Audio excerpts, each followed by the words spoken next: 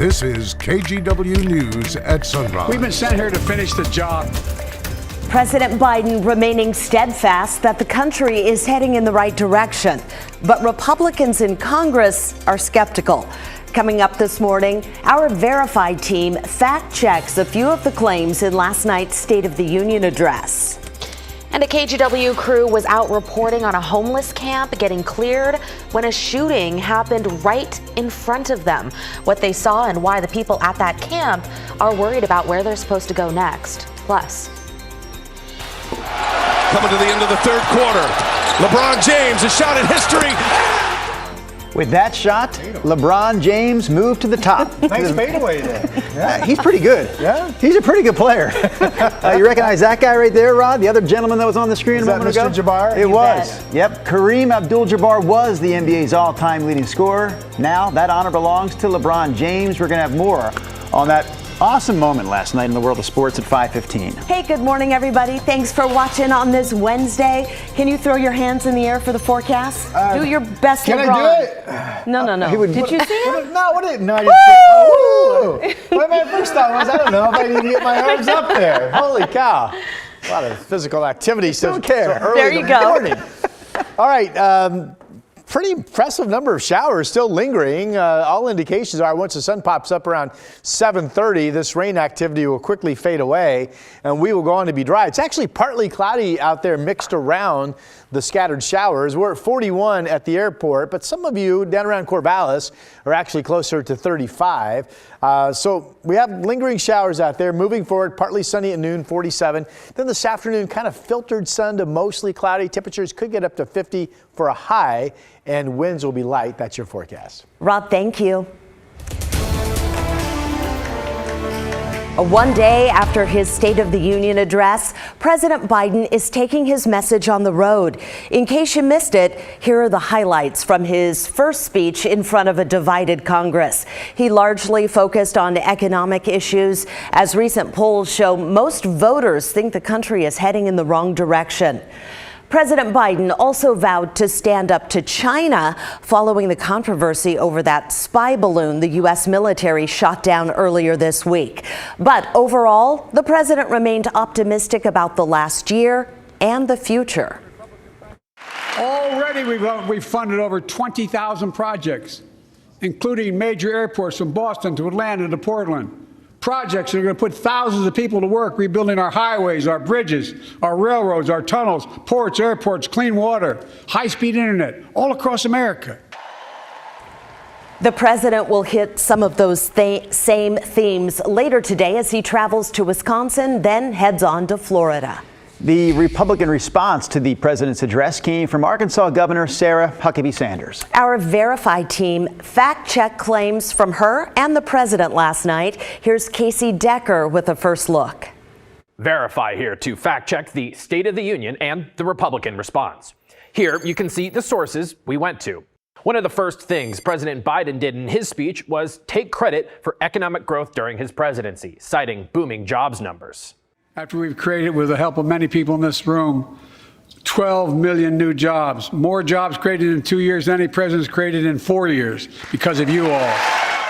The first half of that claim is true. According to the Bureau of Labor Statistics, there were 143 million jobs when Biden took office. Now, 2 years later, there are 155 million. But the second half of the claim is false. The BLS has data going back to 1939, and we found that between 1996 and 2000, when Bill Clinton was president, more than 12.4 million jobs were added. That's more than the 12.1 million added in Biden's 2 years. Now, those years span Clinton's first and second terms in office, so the growth wasn't just in one term, but it was over one 4-year span. Next, Biden also claimed he'd taken huge steps towards balancing the budget.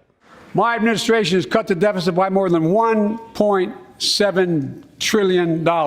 That's true. According to the Federal Reserve, the national deficit before Biden took office was more than $3.1 trillion. By 2022, that number had dropped below $1.4 trillion. No other 2-year span saw a decrease that large since the Fed began reporting that data in 1901. Still, the claim needs context. The deficit ballooned above $3 trillion in 2020 because of massive spending programs the government launched to respond to the pandemic. So a lot of the deficit shrinking is a result of those programs expiring, not necessarily any specific action taken by Biden. Okay, moving on to the Republican response from Arkansas Governor Sarah Huckabee Sanders.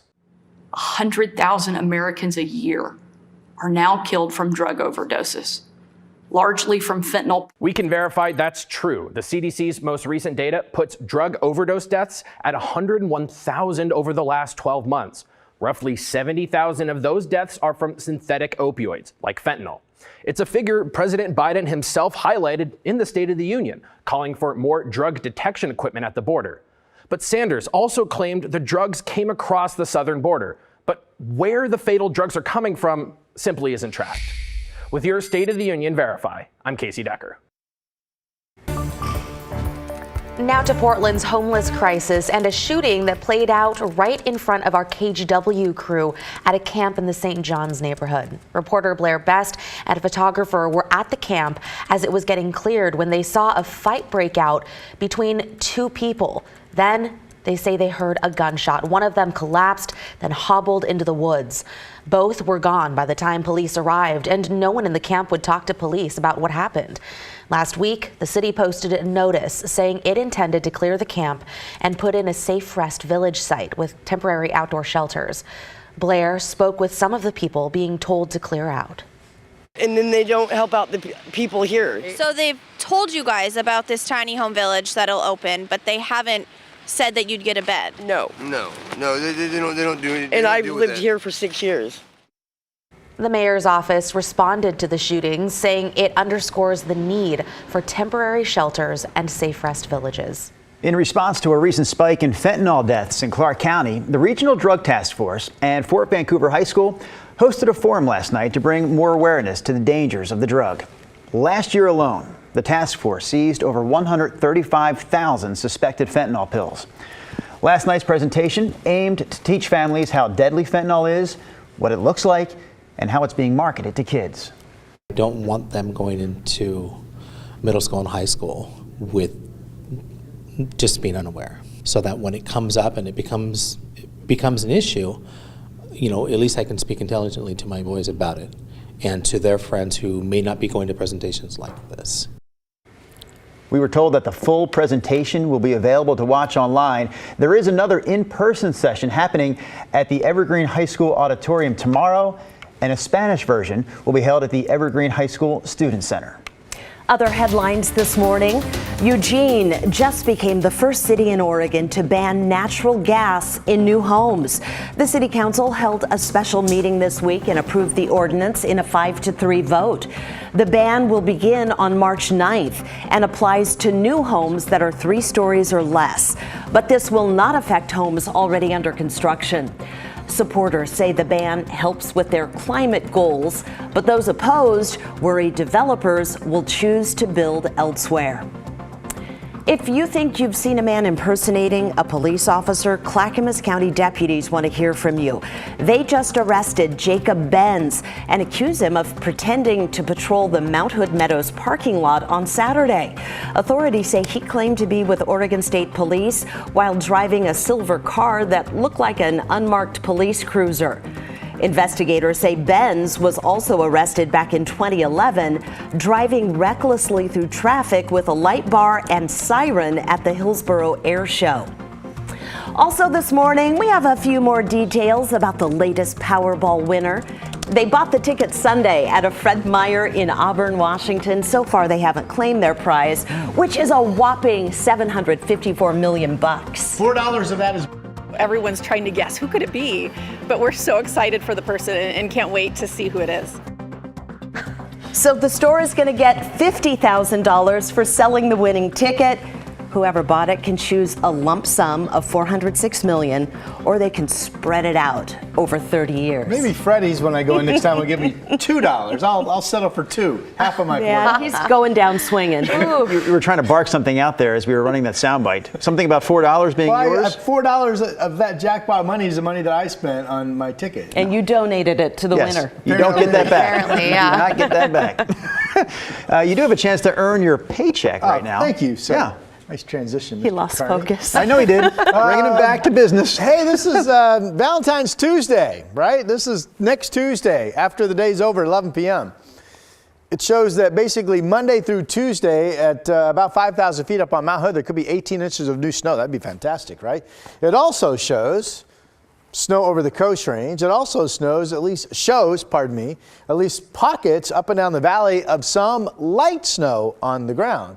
We'll talk more about what looks to be a chilly Valentine's Day upcoming at 5:38 this morning. But in the meantime, we have lingering showers this morning at this hour. We have a weather system holding offshore. We'll start to get some of these clouds spilling into our sky later today. So once the early morning showers end, I think probably around 8 o'clock or so, we'll see the showers quickly fade away. We'll go on to be partly sunny to maybe a little bit of an increase of cloud cover this afternoon. Right now, it is partly cloudy in spots. We're at 41 degrees. Good visibility out there. Your planner shows us 47, all dry at noon. Temperatures probably get up to 50 for an actual high. We're starting off not too bad. It's near freezing down in Eugene. Salem's holding at 37. Kelso 39, 37 in Newport, 42 degrees out in the Dalles. Hood River at last check was 36 degrees, by the way, holding above freezing. Do want to mention that we've had good snow up at Timberline, 10 inches of new snow over the past 24 hours, 32 up at the lodge currently, and passes are snow covered. So ODOT's been out plowing, but you get the idea that Cascade travel will be slow going this morning due to all that new snow that's on the roadways. Here's our 7-day. So today about 50, becoming dry. Tomorrow partly sunny. There's an evening shower chance tomorrow night. 56 tomorrow, by the way. Really nice.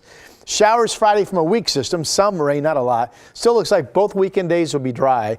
The cold front comes in Monday. This is air straight down from the Gulf of Alaska. Snow levels plummet Monday overnight into Tuesday. It does look likely at this point that we would see sticking snow certainly below 1,000 feet and maybe below 500 feet. I've got Portland's temperatures at lowest elevations 33 in the morning with a high of 41 and a mix of rain and snow showers. Excitement for Valentine's. The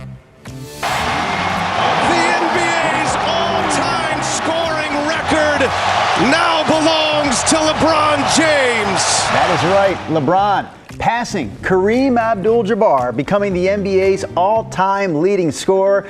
Fantastic moment last night in the world of sports. We're going to go back and relive it right after this quick break.